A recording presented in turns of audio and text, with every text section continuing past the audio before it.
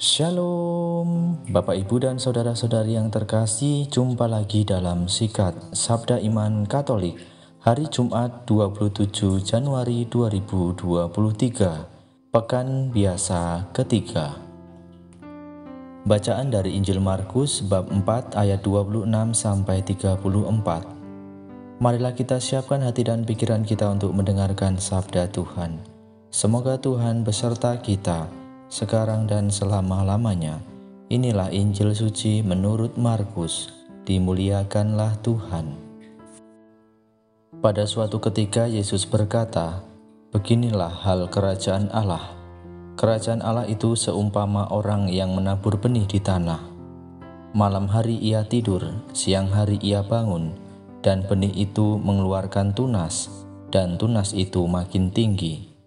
Bagaimana terjadinya orang itu tidak tahu. Bumi dengan sendirinya mengeluarkan buah, mula-mula tangkai, lalu bulir, kemudian butir-butir yang penuh isi pada bulir itu. Apabila buah itu sudah cukup masak, orang itu segera menyabit, sebab musim menuai sudah tiba." Yesus berkata lagi, "Dengan apa hendak kita bandingkan kerajaan Allah itu? Atau dengan perumpamaan manakah kita hendak menggambarkannya? Hal kerajaan itu seumpama biji sesawi yang ditaburkan di tanah. Memang biji itu yang paling kecil daripada segala jenis benih yang ada di bumi. Tetapi apabila ditaburkan, ia tumbuh dan menjadi lebih besar daripada segala sayuran yang lain, dan mengeluarkan cabang-cabang yang besar, sehingga burung-burung di udara dapat bersarang dalam rimbunannya."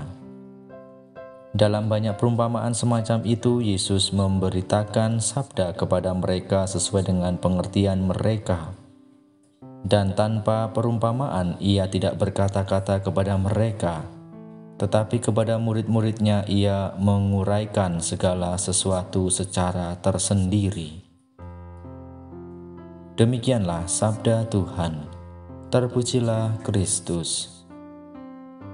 Bapak, Ibu, dan saudara-saudari yang terkasih, renungan hari ini akan dibawakan oleh Bapak Aloysius Samino dari Paroki Santo Vincentius Apaulo, Langsep, Malang.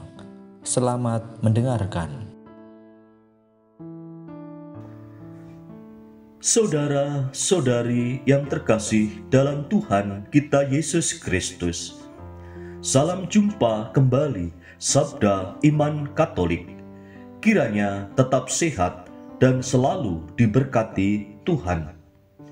Renungan pada hari ini, saya memberikan tema tentang Kerajaan Allah.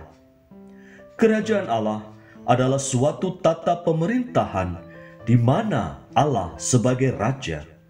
Karena Allah sebagai Raja, maka yang ada adalah damai sejahtera yang tiada taranya. Atau kerajaan Allah adalah Allah yang meraja, Allah yang memerintah, yang sudah mendekat di tengah-tengah kita untuk kemudian berkembang dan mencapai kepenuhannya pada akhir zaman. Untuk setiap manusia pasti ingin masuk dalam kerajaan Allah.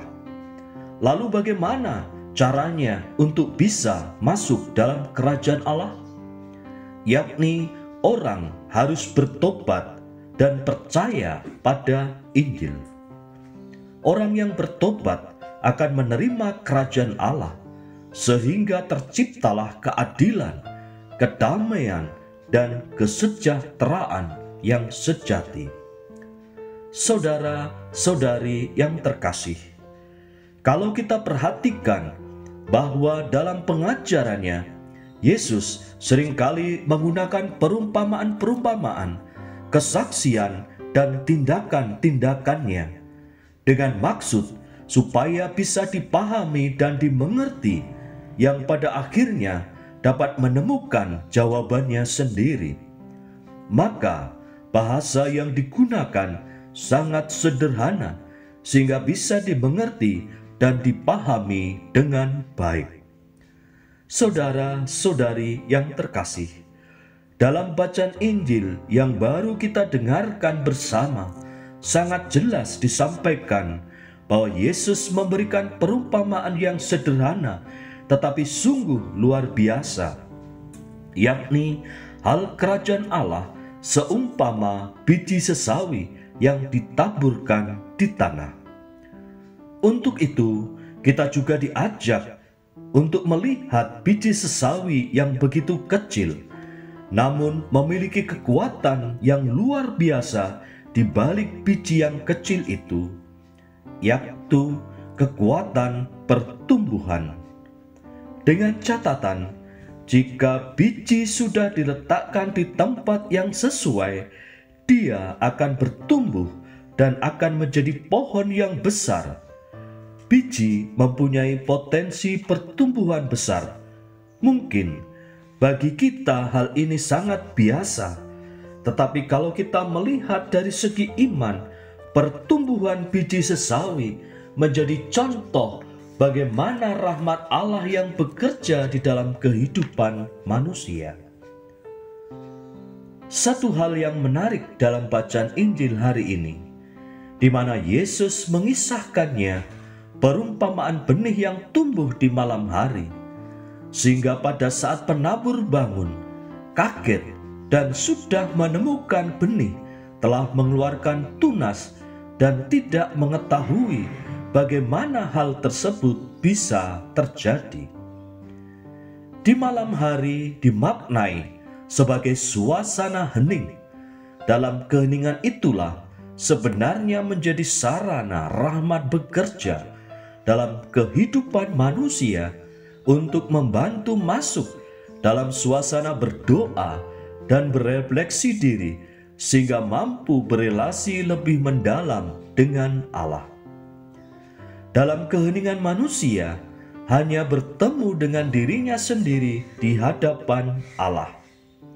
Untuk itu, marilah kita menyiapkan diri kita dan waktu kita sejenak untuk bisa masuk dalam keheningan.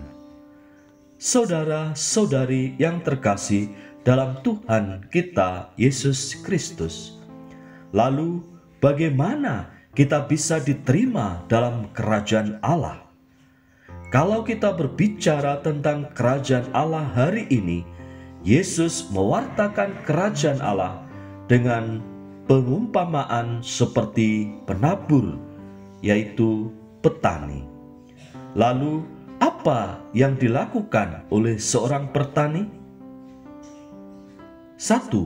Menabur benih. Benih dalam hal ini adalah firman Tuhan. Benih ini harus ditabur pada tanah yang subur, yaitu hati manusia, agar kelak menghasilkan yang melimpah. Sedangkan penabur adalah firman Tuhan, yakni bisa romo, biara-biarawati, atau hamba Tuhan yang menabur firman Tuhan. Lalu yang kedua adalah benih diproses oleh bumi. Artinya, tugas penabur benih selesai. Setelah menabur benih, selanjutnya akan diproses oleh bumi. Penabur tidak bisa berbuat apa-apa. Bumi ini bisa disamakan oleh Roh Kudus. Disinilah Roh Kudus akan memproses setiap manusia yang bersedia menerima firman Tuhan, sehingga menjadi pertumbuhan yang baik. Lalu yang ketiga adalah masa panen. Tiba saatnya setiap benih tumbuh harus disabit atau dipanen. Yang ada buahnya dikumpulkan di tempat yang baik, buat persediaan yang tidak baik akan dibuang dan dibakar. Demikian pula kita, saat kita di dunia bisa menghasilkan buah yang baik, maka Allah akan memberikan tempat yang layak dalam kerajaan Allah. Sebaliknya, jika menghasilkan buah yang tidak baik, maka akan dibuang dalam pembakaran api neraka. Saudara-saudari, para sahabat Sabda Iman Katolik, setiap kita yang ingin masuk dalam kerajaan Allah, maka mari kita siap menerima benih, yakni firman Tuhan, dan siap diproses oleh Roh Kudus, serta pada akhirnya siap dipanen sehingga menjadi berkat bagi setiap orang. Maka marilah kita menaburkan hal yang baik, karena dengan menabur yang baik, maka kita pun akan menuai yang baik. Begitu juga sebaliknya. Maka kiranya Tuhan senantiasa memberkati segala usaha dan karya kita pada hari ini dan sepanjang segala masa. Amin.